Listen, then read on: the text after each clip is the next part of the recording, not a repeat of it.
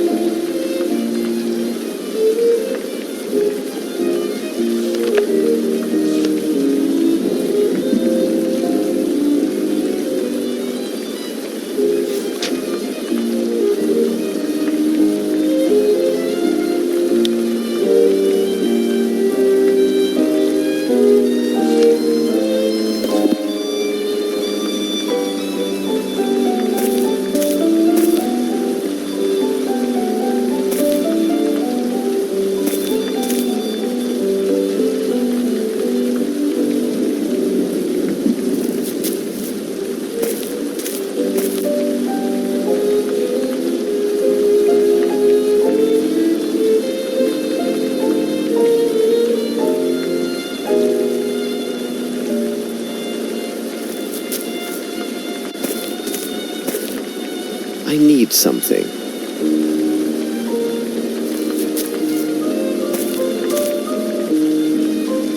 Footsteps, size 10. I should leave this forest and join Watson at Sherringford Hall.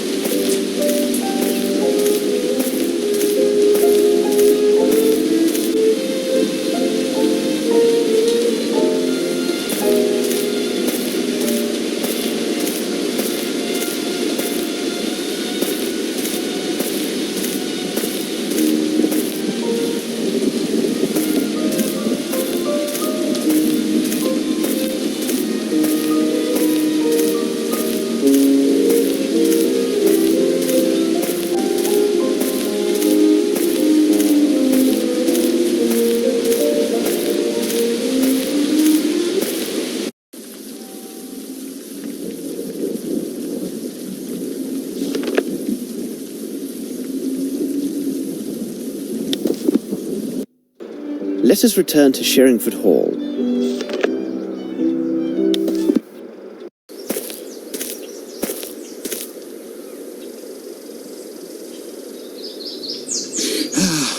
Oh, Dr. Watson, beg pardon for imposing on you, but I must get a message to Inspector Lestrade, and...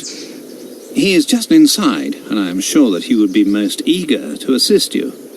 No, it would be better if he would hear this from you rather than myself. The present situation requires me to be elsewhere. Please be good enough to tell Inspector Lestrade that I renounce any rights to the succession. Also, I will not be at my offices. I would not wish him to waste time looking for me there. Goodbye, and I thank you for your kind assistance, Dr. Watson.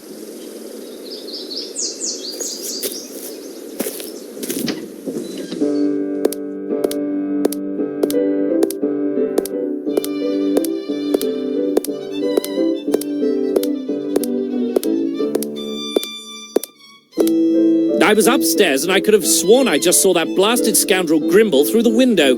Yes, you are right. But you have no chance of catching him now. He has run away as if the very devil himself were after him. It is not the devil that's after him, but myself.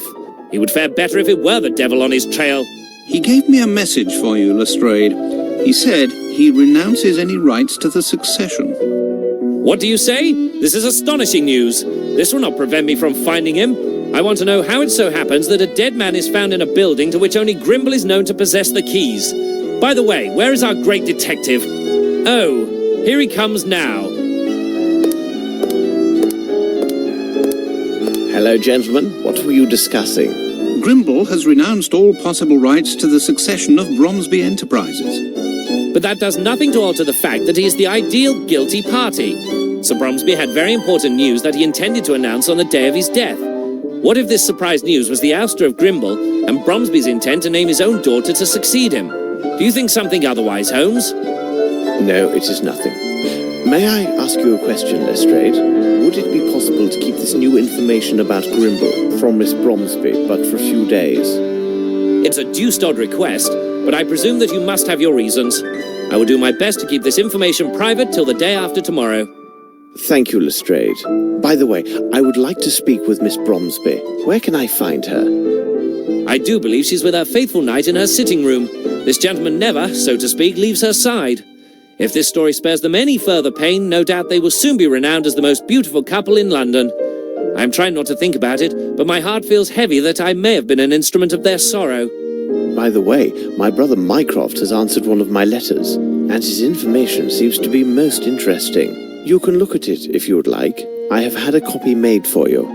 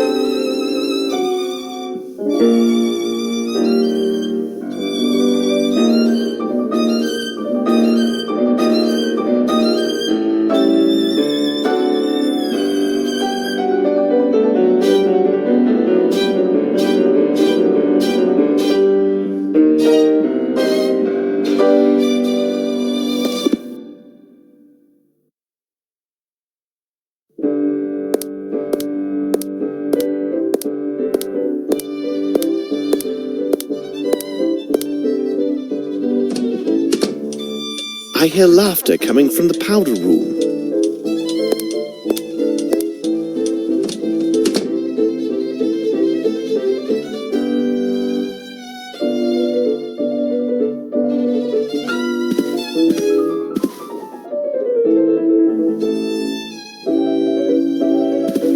Good afternoon, Mr. Holmes. James has just been showing me the photographs from his hunts. Oh, but I wasn't the only hunter. My respects, Miss Bromsby. Hello, Lieutenant. If I could have a look. I must say, this is quite a handsome specimen, but it is surprising how light it appears. That bull weighed near 1,000 stones. No, beg pardon. I was referring to your portfolio. That is but another souvenir of my travels to Africa. I came here specifically to inform you that everything goes well with the case, Miss Bromsby. But I need to ask you a question of a more personal nature. If the Lieutenant would be so gallant as to give us a moment of privacy. Your servant, Mr. Holmes. I will retire to the smoking room.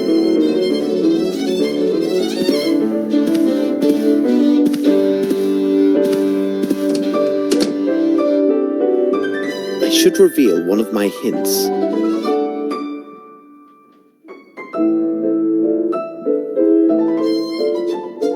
Does this photograph belong to you? Yes, it's mine. This is the photo of an actress who was with their touring London company. They gave a performance at the town near my boarding school in Switzerland. This is Miss Davenport. She was kind enough to meet with us in her dressing room after the show.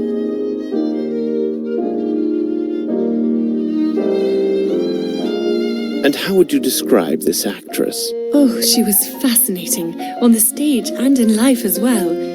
She personally inscribed this likeness for me. You see, they were available for purchase during the intermission.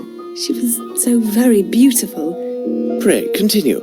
When I met with her, she showed me this beautiful earring that she wore. It was in the shape of a wave with foam, made entirely of sparkling stones. It's strange, but I have never talked about this with anyone till now. I do hope I see her again someday. Perhaps. Now, listen to me, my dear child. I must ask you to speak to no one about our conversation, not under any circumstances. The discovery of the truth rests on your silence. I've got to go now. I understand.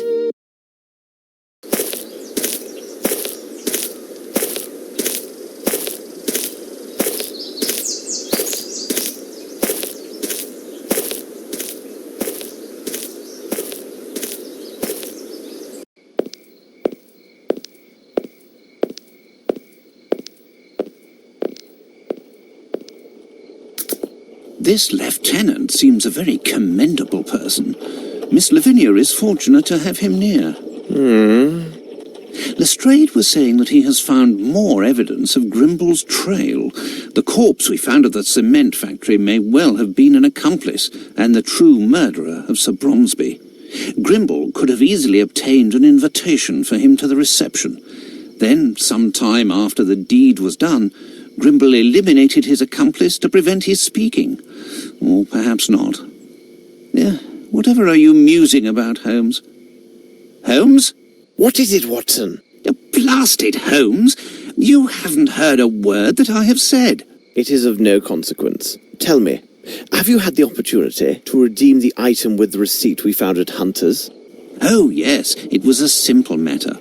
In order to get the best price, Hunter agreed to redeem the item within 2 days' time. Look, these appear to be real diamonds.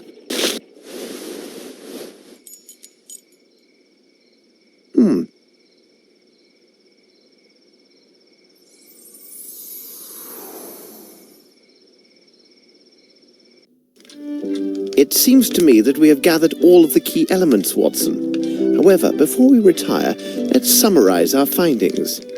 The questions should be answered yes or no and justified by the evidence or testimony received during the investigation.